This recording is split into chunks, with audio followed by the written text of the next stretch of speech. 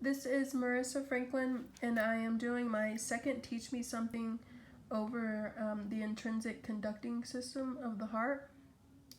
And this is kind of like the independent contraction and relaxation of the atria and the ventricles.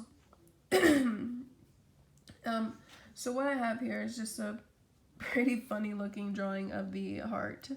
So we have the inferior superior vena cava, we have the right and left atria, and then we have the right and left ventricles, and then the myocardium, and then we have the pulmonary artery, pulmonary valve, then we have the aortic valve right here and goes into the aorta, and then we have the pulmonary vein over here.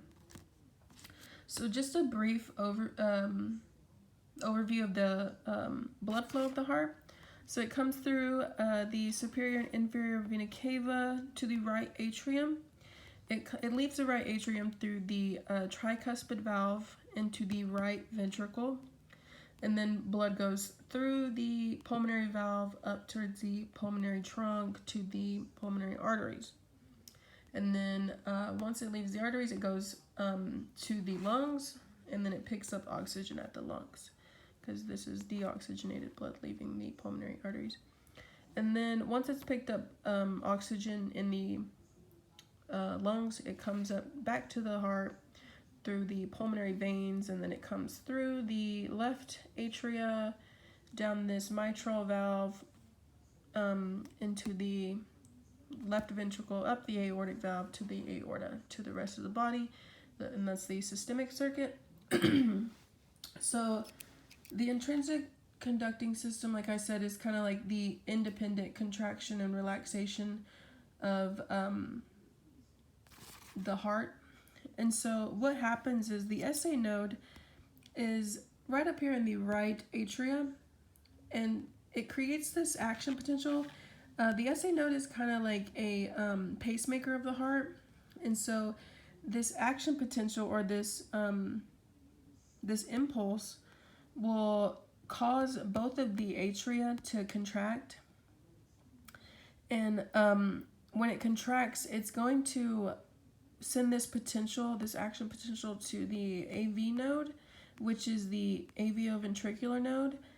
And when it contracts these atria, both of the atria are going to release the blood down the tricuspid valve and the mitral valve into the ventricles. And the AV node is kind of like a gateway to the AV bundle. So before the action potential leads to the AV bundle, the AV node actually waits until all the blood has left the atria to be in the ventricles before the action potential leads to the AV bundle. So once the all the blood is out and it's in the ventricles, this impulse comes along to the AV node, and now the AV node has two bundle branches here.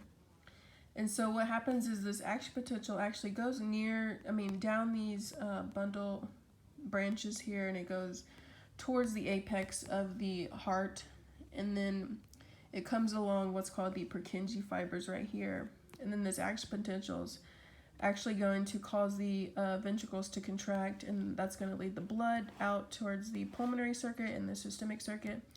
And how that happens is the action potential leads down these bundle branches to the Purkinje fibers and causes that contraction of the of the heart.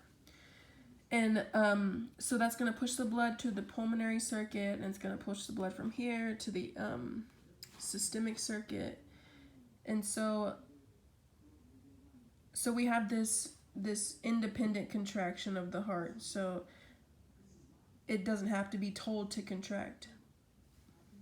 And so that's kind of just a basic overview. Sorry it was so short, but that's just an overview, a quick kind of overview of it. So we have the sinoatrial, has this electrical impulse, it goes to the AV, the blood goes down into the ventricle, the action potential goes to the bundle of His, down the bundle branches to the Purkinje fibers, causes the muscle to contract, and blood goes to the pulmonary circuit, systemic circuit,